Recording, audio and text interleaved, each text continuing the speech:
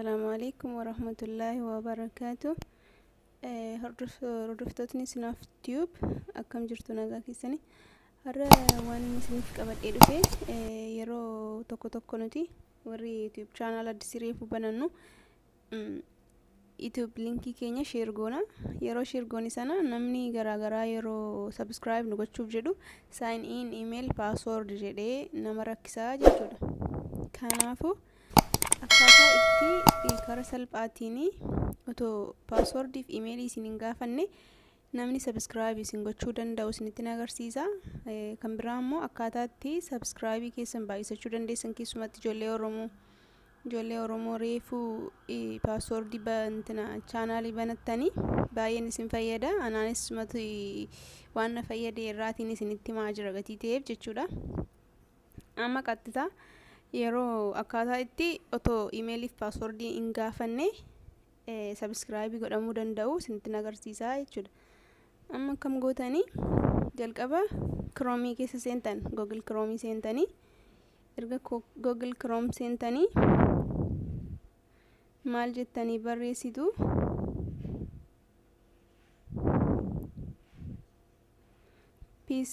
pixii jettanii barreessitan pixii jedhee kunoo barreesseen jira. Erga kana booda kunoo linkiin pixii isinii dhufa jechuudha filafitti kanatti. Erga isiniif dhufee booda kunoo akkasitti isinii bana. Inni maal jedha YouTube or other sharing link isiniin jedha. Isin maal gootanii as keessa bakka jettanii baatanii YouTube keessan seentan.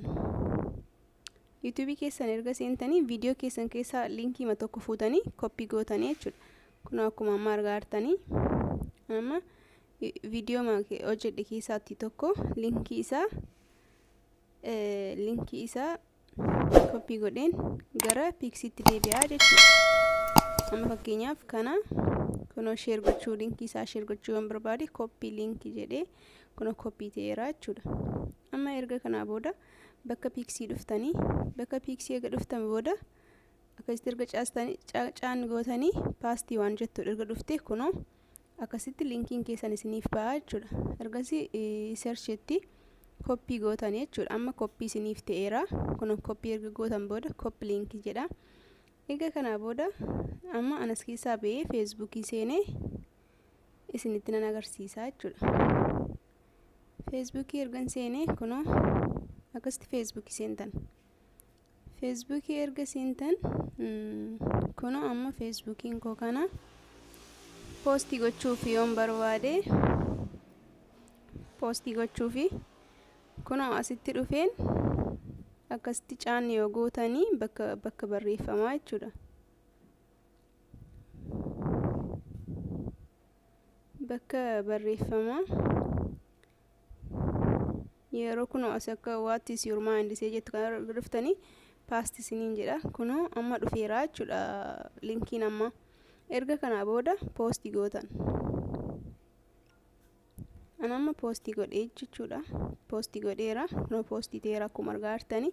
Amma fakkeenyaaf seeneen isinitti agarsiisa isa kana jechuudha. Sammanii pixiidhaan hojjedhe. Akkamitti akka inni fidu jechuudha. Erga pixii kana yeroo hojjettanii kunoo qaxxitaa garuma YouTube'itti isin geessa malee deebi'ee email password jedhee isin gaafatu jechuudha. Akkuma argaa jirtan akkana hubattan abdiin qaba. Kunoo amma YouTube app jedha. Kunoo akkasumatti YouTube yoon seene qaxxitaa garuma viidiyootti nageessa malee emailii password jedhee nan rakkisu. Amma isuma zim jedhanii immoo otoo pixiin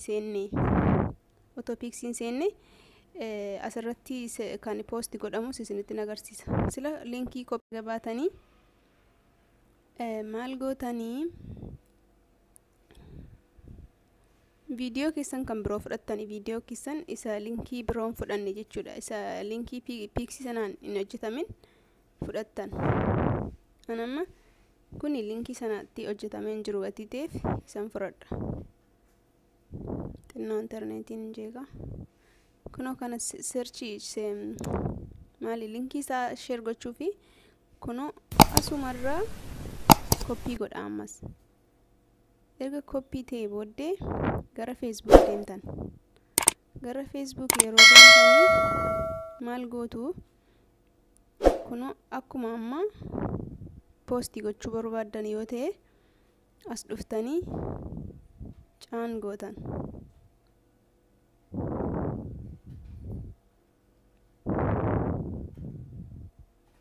Kuno paasti wanti jettu nu dhufti.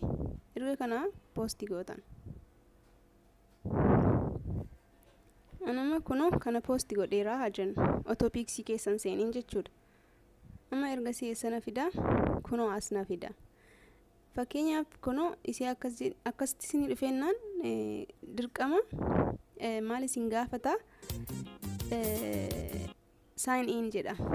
Kuno akkuma agartanii sign in jedhee passwordiif emailii isin gaafata jechuudha.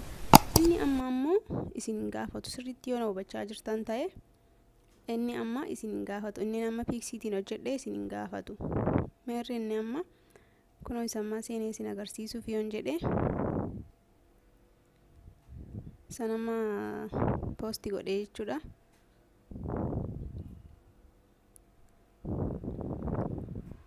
Kuni kanin amma isa sign in naan jedheedha. Kun immoo isa piksiidhaan hojjedheedha. Kun piksi wanti jettu irratti barreeffamtee jirti. Gaafa caan gootan piksiin eessa isin fida? Kunu qaxxitaa bakka YouTube isin fida. Akka isiniif galutti irra deebi'e. YouTube yoo caan gootan qaxxitaa bakkuma YouTube namni karaa salphaatiin subscribe, like yoo barbaade share isin gochuu danda'a jechuudha. Kanaaf itti fayyadama. Baay'ee isin fayyada.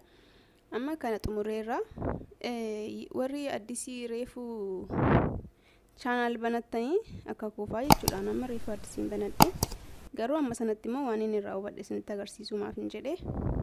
Maal gootanii Facebookii dhuftanii namoonni lammii garaagaraa baay'een isaa kanatti fayyadama. Garuu ijoolleen Oromoo baay'een hin jirani. Kanaaf maaf sharing gooneef jedheetanii yoo namni viidiyoo kana ilaalee tarii fayyadamuu danda'a. Facebookii yeroo dhuftan maal jettanii kuno bakka search jettu kanatti sub for sub yoo jettanii barreessitan sub for sub habashaa kan jedhu jira kuno. Kana habashaa kanatti yoo tuqxanii kuno join jedhee isinii fida. Join gootanii yoo barbaadani achi booda namni groupii kana keessa jiru booddee isinii deebisuu danda'a jechuudha. Anamma sub for sub jedha zimmee deema kan lammii kan bira. YouTube sub for sub for YouTube promotion jedha. Amma kun fakkeenyaaf isa yoo caan godhe as keessa fakkeenyuma isinitti agarsiisuuf anama join godheen jira. Facebookii marraa isinitti nan agarsiisa fakkeenyaaf. Facebookii irratti gaafa seentanii ilaaltanii kuno I need 2k sub for sub prominent drop your link in my inbox jedha. Namni subscribe anis godhee ibaluun sunis subscribe akkana godhu barbaadu linkii sana asirra godhaa jedha namichi kun. Akkasitti kunoo linkii isaanii walii erganii yookiin inboxii messengeridhaanis check gochuu fi ati yoo subscribe goote subscribe na godhi jetta achi viidiyoo keessa watch godhee miniitii daqiiqaa murtaa'ee fi si viidiyoo kee ilaalee achirraa like subscribe si godhaa jechuudha. Atis deebitee subscribe si godheera jettaanii akkasitti wal gargaaruu fi subscribe yookiin subscribe walillee guddisuun ni danda'ama. Akka itti fayyadamtan keessumaa ijoolleen Oromoo akka itti fayyadamtanii baay'ee anaan itti fayyadamtanii baay'ee natti tola. Kunoo namoo asirratti baay'ee wal gargaara. Subscriber only permanent subscriber drop your link sub for sub jedhee kun asirratti barreessee jira. Asirratti gaafa barreessu abbaan fedhe deemee anamtu fakkeenyaaf amma lammii biraatamma kuni deemee nan ergaaf jechuudha kanuma koo. Yoo tarii viidiyoon koo itti tole akkasumatti yoo afaan koollee dhaga'uu baatan yoo viidiyoon koo itti tole deebisanii your link naan jedhanii yookiin linkii kee ergimaa naan jedhu akkasitti subscribe keessan guddifachuu dandeessan. Akka isin fayyadu abdiin qaba. Ijoolleen Oromoo itti fayyadama. Please itti fayyadama. Baay'ee isin fayyada. Baay'ee tokko isin fayyada. Kottaati sub for sub jettanii illee yoo share gootanii sub for sub abbaa fedhe yoo seentan tarii ijoollee Oromoo nama tokkos ta'u lamas ta'u argachuu dandeessu.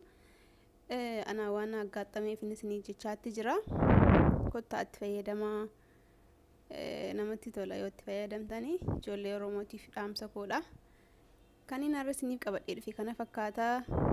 Bye bye.